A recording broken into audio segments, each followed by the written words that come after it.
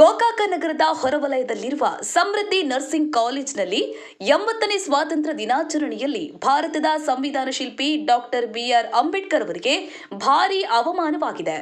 80ನೇ ಸ್ವಾತಂತ್ರ್ಯ ದಿನಾಚರಣೆಯನ್ನ ಆಚರಿಸುವ ವೇಳೆ ಡಾಕ್ಟರ್ ಬಾಬಾ ಸಾಹೇಬ್ ಅಂಬೇಡ್ಕರ್ ಅವರ ಭಾವಚಿತ್ರವನ್ನ ಇಡದೆ ಅವಮಾನಿಸಲಾಗಿದೆ.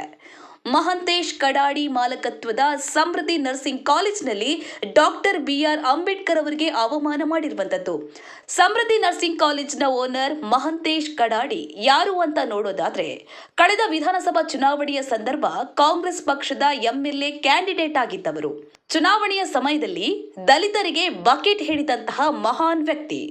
ದಲಿತರ ಮನವೊಲಿಸಲು ಅಂಬೇಡ್ಕರ್ ಜಯಂತಿಯ ಸಮಯದಲ್ಲಿ ಗಲ್ಲಿಗೆ ಹೋಗಿ ಅಂಬೇಡ್ಕರ್ ಅವರ ಪ್ರತಿಮೆಗಳಿಗೆ ಮಾಲಾರ್ಪಣೆ ಮಾಡಿ ಅಂಬೇಡ್ಕರ್ ಅಭಿಮಾನ ತೋರುವ ದೊಡ್ಡ ಡ್ರಾಮಾ ಆರ್ಟಿಸ್ಟ್.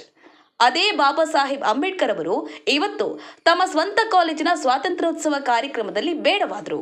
ಈ ಕಪಟ ನಾಟಕವಾಡು ಮಹಂತೇಶ್ ಕಡಾಡಿ ಅವರ ನಿಜ ಮುಖ ಕೊನೆಗೂ ಬಯಲಾಗಿದೆ. ಇಲ್ಲಿ ತನಕ ದಲಿತರ ಮುಂದೆ ಹಾಕೊಂಡಿದ್ದ ಮುಖವಾಡ ಕಳಚಿ ಬಿದ್ದಿದೆ.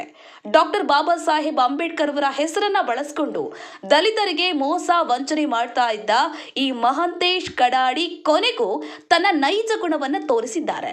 ಸ್ವಾತಂತ್ರ್ಯ ದಿನಾಚರಣೆಯಲ್ಲಿ ಡಾಕ್ಟರ್ ಬಾಬಾ ಸಾಹೇಬ್ ಅಂಬೇಡ್ಕರ್ ಅವರ ಭಾವಚಿತ್ರವನ್ನ ಇಡಲು ನಿರಾಕರಣೆ ಮಾಡಿದ್ದಂತಹ ಈ ವ್ಯಕ್ತಿಯ ವಿರುದ್ಧ ಈಗ ಇಡೀ ದಲಿತ ಸಮುದಾಯವೇ ಎದ್ದು ನಿಂತಿದೆ. ಇಡೀ ಗೋಕಾಕ ತಾಲೂಕಿನ ದಲಿತರು ಈ ಮಹಂತೇಶ್ ಕಡಾಡಿ ಡಾಕ್ಟರ್ ಬಿಆರ್ ಅಂಬೇಡ್ಕರ್ ಅವರಿಗೆ ಮಾಡಿದ ಅವಮಾನವನ್ನ ಖಂಡಿಸಿದ್ದಾರೆ. ಮಹಂತೇಶ್ ಕಡಾಡಿ ಮಾಡಿರುವ ಈ ತಪ್ಪಿಗೆ ದಲಿತರ ಮುಂದೆ ನಿಂತು ಕ್ಷಮೆಯನ್ನ ಕೇಳಬೇಕು ಎನ್ನುವಂತಹ ಆಗ್ರಹಗಳು ಕೂಡ ಕೇಳಿ ಬರ್ತಾ ಇವೆ. ಅಂಬೇಡ್ಕರ್ ಅವರ ಋಣದಲ್ಲಿರುವಂತಹ ಈ ವ್ಯಕ್ತಿ ಅಂಬೇಡ್ಕರ್ ಅವರಿಗೆ ಮಾಡಿದ ಅವಮಾನಕ್ಕೆ ಪ್ರತಿಯಾಗಿ ಎಲ್ಲ ದಲಿತರ ಮುಂದೆ ಸಾರ್ವಜನಿಕವಾಗಿ ಕ್ಷಮೆಯನ್ನ ಕೇಳಬೇಕು, ಇಲ್ಲವಾದ್ರೆ ನಾವು ಉಗ್ರವಾದ ಹೋರಾಟವನ್ನ ಮಾಡ್ತೇವೆ ಅಂತ ದಲಿತ ಸಮುದಾಯ ಎಚ್ಚರಿಕೆಯನ್ನ ನೀಡಿದ್ದಾರೆ. ಈಗಾಗಲೇ ಹಲವಾರು ಸಂಘಟನೆಗಳು ಪ್ರತಿಭಟನೆಗೆ ಸಜ್ಜಾಗಿದೆ. ಸುನಿಲ್ ಈರಗಾರ, ಸಂಪಾದಕರು, ಜೈ ಭೀಮ್ ನ್ಯೂಸ್. ಜೈ ಭೀಮ್ ನ್ಯೂಸ್ 24x7 ಇದು ಬಹುಜನರ ನ್ಯಾಯಕ್ಕಾಗಿ.